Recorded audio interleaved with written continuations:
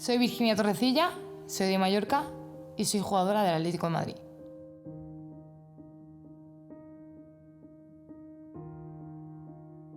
¿Cómo comienza este amor hacia el fútbol?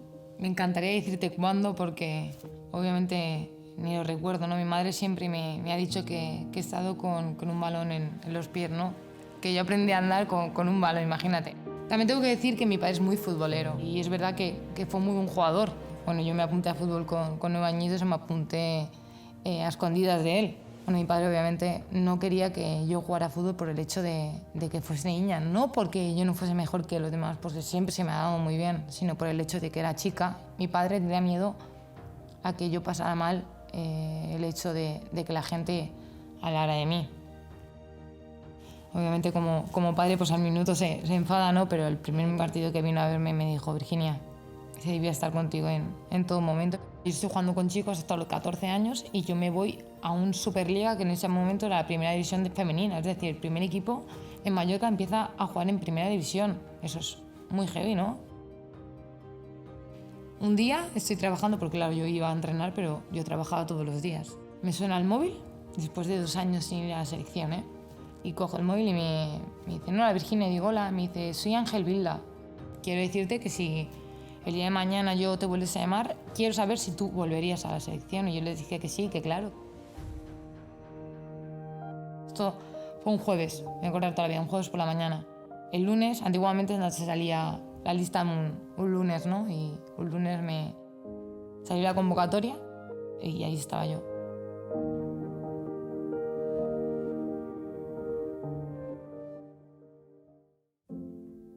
Venimos de confinamiento, ¿no?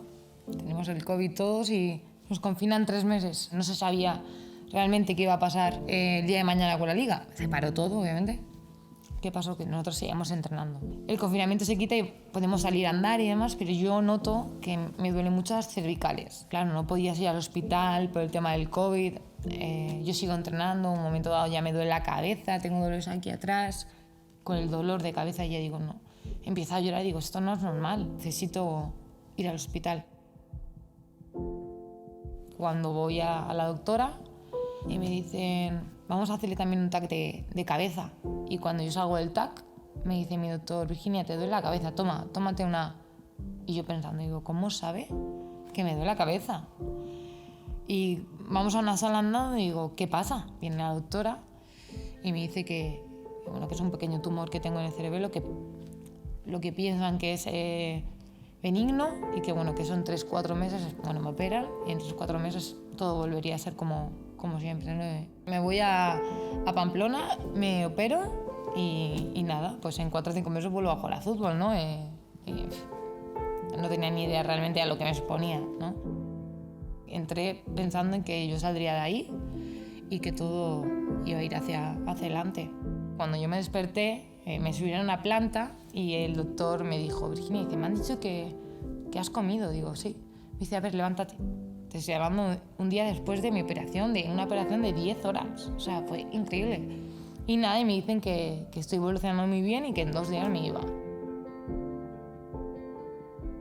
Una semana después al hospital aquí en Madrid me dicen que el tumor no era benigno, que es maligno y que dentro de todo lo malo es bueno porque es de grado 1, ¿no? Y me dicen que me tengo que someter a radioterapia, a 30 radioterapias y a 15 quimios.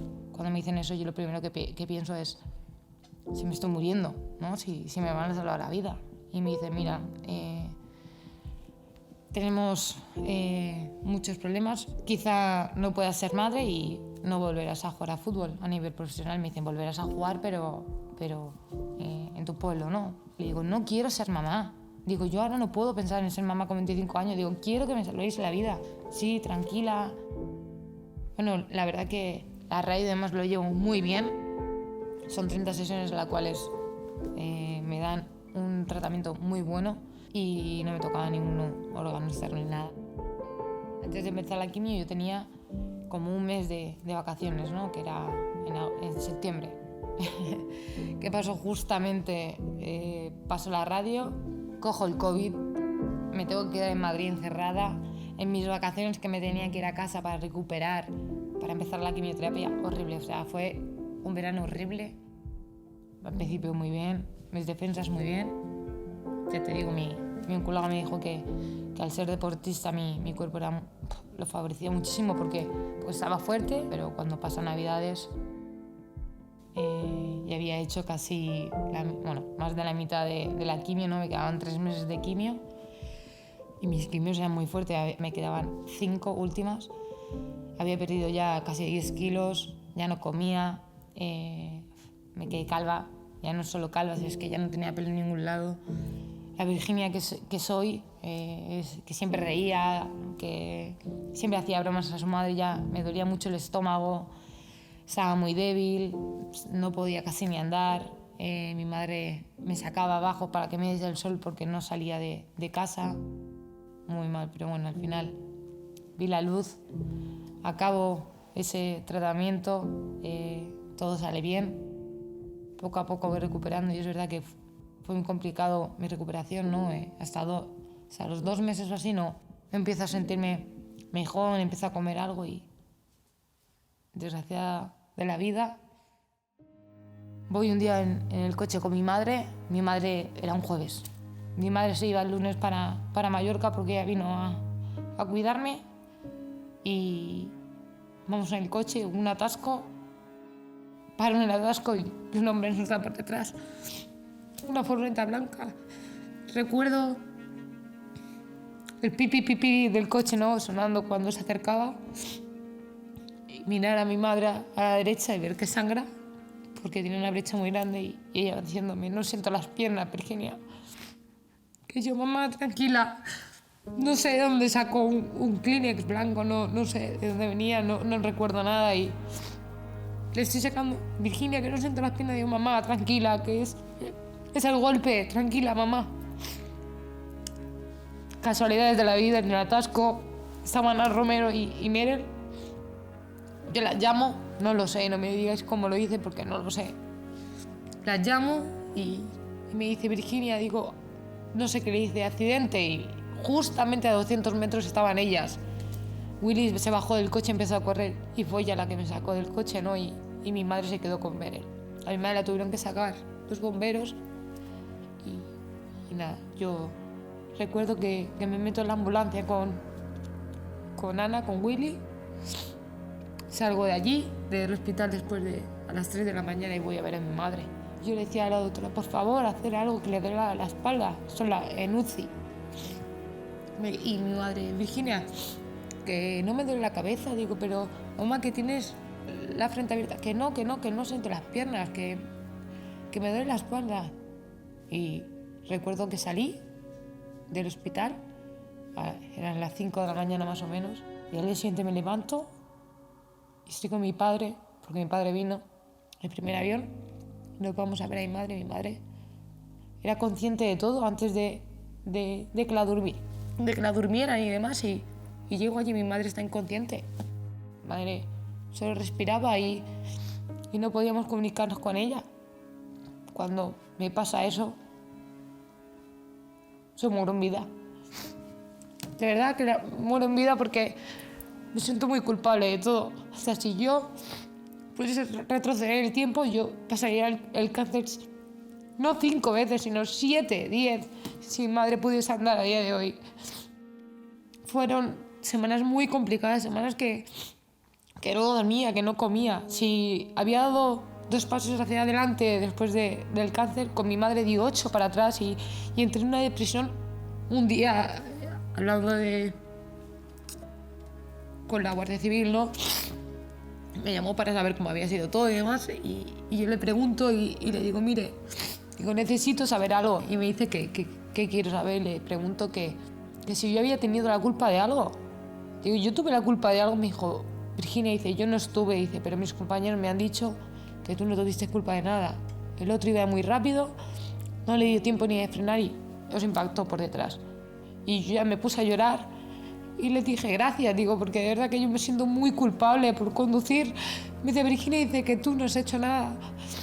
Nada, no te culpes. Y claro, durante todos estos meses, ver a mi madre en una silla de ruedas es muy complicado, pero imaginaos para ella, ¿no? Se los dije que quería dejar el fútbol. ¿Sabes qué me dijeron? Que no. Que si yo dejaba el fútbol yo los mataba. Y me di cuenta de que tenía que seguir para cumplir mis sueños, sobre todo los suyos, que sería el volver a ser la Virginia de antes después de vivir todo lo que he vivido. Y así es. Yo trabajo día a día el doble que antes y me esfuerzo el triple para ser mejor persona, sobre todo, pero yo trabajo día a día por ellos, para que se sientan orgullosos de mí y que sepan que yo todo lo que hago es por y para ellos, siempre.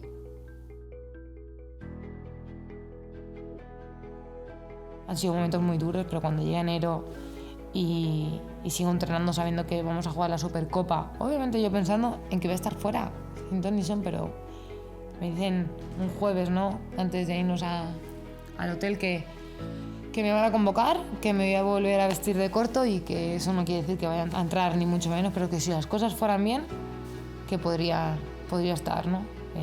No sé imaginar lo que eso es para mí, ¿no?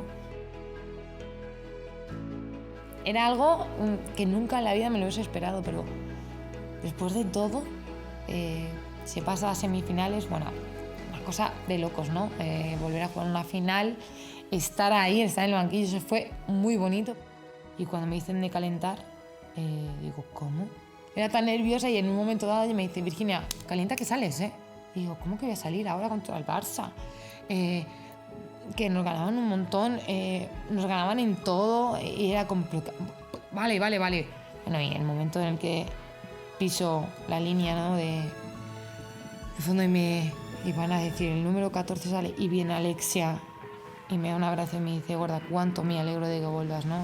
Todo me vino por delante, pensé en mil cosas y cuando me dan el abrazo Messi, salgo, piso el césped y empieza todo el mundo a aplaudirme, a cantarme, a Virginia, a aplaudirme el equipo contrario, bueno, mis compañeros por viniéndome a abrazar. Cuando Amanda me pone el brazalete de capitana, los pelos de punta, es decir, en momentos tan bonitos, me había imaginado mi redebut de mil maneras, mil formas, contra todos los equipos, de verdad, de mil maneras, y nunca me lo hubiese imaginado así, ¿no? Y sinceramente, a pesar del resultado, ¿no?, el momento en el que acaba el partido y el Barça gana la Supercopa, en vez de celebrarlo, es verdad que tengo muchísimas compañeras y amigas ahí metidas que vienen a mí, me abrazan y sobre todo me mantean, ¿no? Bueno, a mí el fútbol me lo ha dado todo. Es verdad que he tenido momentos muy duros, obviamente, y muchísimas veces me ha quitado más de lo que me ha dado, pero es que el fútbol realmente ha sido muy importante en mi vida, y ya no solo en mi vida, sino en la vida de mis padres. Mi padre vive por y para mí por el fútbol, porque es súper futbolero. El fútbol me ha regalado personas increíbles, amigas que nunca olvidaré y sobre todo que están en mi vida para todo lo que quiera. La imagen, ¿no?, de manteándome el equipo rival, Alexia mirándome, yo arriba, ¿no?, llorando de alegría. Así que eso fue un momento único, un momento que jamás se repetirá y creo que eso queda para la historia del fútbol.